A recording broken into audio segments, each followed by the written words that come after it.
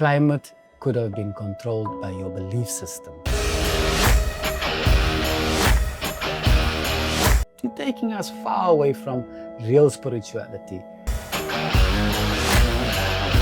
Colonizer, the British and the Dutch didn't kill that much people. Then you are still a colonizer. That food gave me the autism I have. What kind of similarities you observe across globe in spirituality? If you look at us as the Bushman clans, you're looking at the elephant first, for example. In your culture, it's Ganesh. What else you'll call an elephant? Many other things, but as godlike. We also have elephant as godlike. If you look at all around the world, you look at people looking at animals to transfer the knowledge of respect, spirituality, how to fear something natural, a being. Here we have animals. Today in life, we are taught things like books, Bibles, things like that. You're taking us far away from real spirituality. If you see today, we are going through climate change. The first thing you're going to ask is why?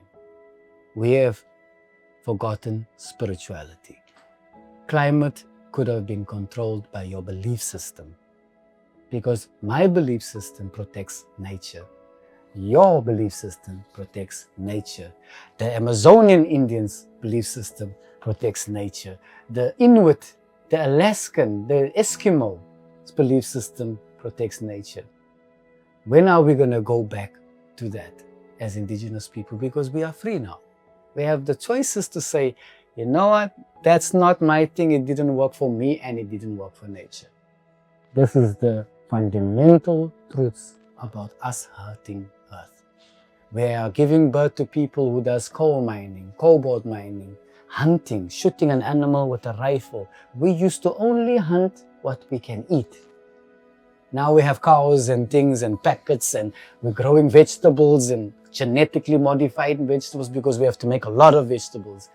So how is that vegetable spiritual? In India, you have more suicides because of cotton sold by a company called Monsanto than any form of threat. Even to a colonizer, the British and the Dutch didn't kill that much people than an Indian person making a loan for cottonseed. We've lost the spirituality of that. Is that cotton from India? Is anything genetic from India? No. So we are making non-spiritual food. We have lost our spirituality by consuming anti-spirituality, anti-medicine. And what has it done? That poor family is giving birth to another son to die in India. And he's planning his death because he needs to make that loan at Monsanto. Bayer Newton has to come and give him seedless seed. Seed that can only be planted once. You come from a people who just grab seeds and threw it. Tomorrow you go harvest it. Today that poor man has no way in India to sustain his family, his first SDG, because he went to go plant a seed that can't make seed. If you are a human being and your sperm bank is touched inside your body, can you make another child to save the future? That is unspiritual. We are consuming anti-spiritual food. And the worst part of that anti-spiritual food is controlled by the World Bank, IMF, companies like Monsanto, DuPont, Bayer Newton, and they are increasingly growing. And as their interests grow, their profits, people are going down. We need to look at people over profits, not profits over people. We need back our spiritual food.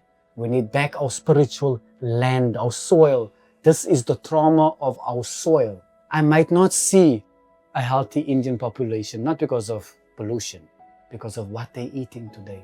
We have foods with labels. None of the labeling on our food says GMO. It just says corn, maize. But where's the word genetically modified so I can avoid it? No, that's not spiritual food. Could I have the more organic one?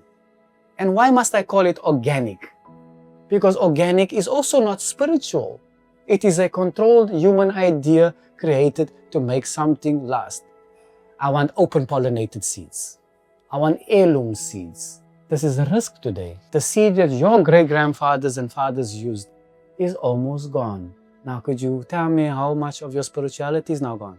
What have we become? What have we become? We are what we eat. What have we become? This is a very important spiritual question. If we are spiritual beings, every Indian boy that hangs himself or poisons himself, it is our fault. Me as a Bushman, you as an Indian. Adavasi will be wiped out in such a short time because of food. We can't pay these loans. We can't plant these things. Pesticide is, I can see their feet and their nails. This morning, last night, didn't we do a treatment on a little boy with worms inside of him? Was that nice to see that I had to help a little boy who doesn't know what is going on because of tramping in dirty water and eating food? It is not nice. We are dying, not by gun anymore, not by whoop anymore.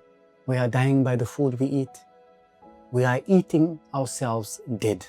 We have to have the right to ask for our spiritual food back. Save our seeds. Today it is the greatest weapon against us, is food. It no more grows naturally. We have lab food, we have pesticides put into seeds. I have to have a right to say no. If I don't have a right to say no, then you are still a colonizer. Then you are still harming me. Then you are still controlling my clan. Then you are still giving me policies that doesn't fit who I am. Where is my policymakers, my gurus, my priests, my shaman? Why aren't they part of your policy? Because they would have told you, stop right there. I need younger shaman to grow wealthy. I can't give that shaman that. We have to question food and its spiritual basis. We would like our daughters and our sons to eat themselves alive. Not live to eat or eat to live. No. Educate yourself by educating people about your soil and seeds. We have to minimize companies and corporate companies touching food. Children today think the farm is that label on the box. Some children has never seen a cow before. They see it on a box and they believe that that is a farm. They're drinking milk. No, where did you get the milk? It comes from the cow. What's that child going to do to you when he finds out you lied to him? What's that child going to do when he finds out that food gave me the leukemia I have? That food gave me the autism I have? What's that child going to do? That child's going to blame us leaders, us wisdom keepers. So as a wisdom keeper in India, it is also important to ask, do you understand, boy or girl? There's spiritual food and then there's political food. We need to tell these children the truth. And we need to force organizations that says they are there for us to talk in all languages, even Adavasi languages, not just Hindu, Tamil, English, Afrikaans. No, in all languages it must say GMO so that I can understand that is not spiritual. That is very important. Thank you very much, Q7, for this wonderful interaction. And we wish you a very great success in your journey to find your distant relatives in India and across the globe. Thank you very much. Thank you, brother. Thank you.